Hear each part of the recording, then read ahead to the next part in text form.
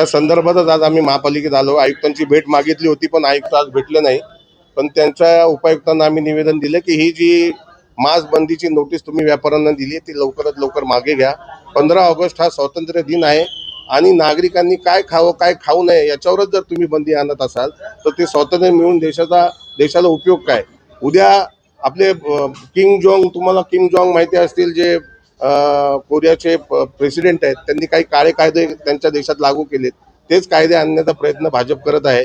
त्या देशामध्ये नागरिकांनी कुठली हेरकट करायची हे देखील त्यांचे प्रेसिडेंट ठरवतात।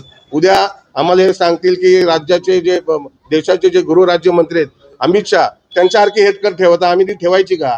उद्या काय आम्ही कपडे घालायचे, काय आम्ही काय खायचं, हा आमचा अधिकार आहे, संविधानाने दिलेला, राज्यघटनेने दिलेला अधिकार आहे आणि त्या अधिकारावर, आमच्या स्वातंत्र्यावर गदा आणण्याचं काम पद्धतशीरपणे प्रशासन करते। याचा विरोध आम्ही करण्यासाठी आलोय।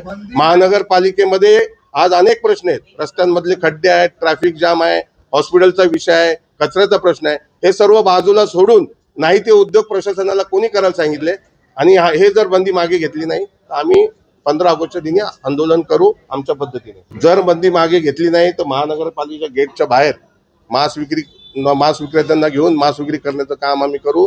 अन्यथा एखादी पोल्ट्री फार्मची गाडी येऊन इथे हे जसे कोंबडी चोर इथे बसलेले आहेत, सगळ्या कोंबड्या प्रशासन या गेटच्या आतमध्ये सोडू।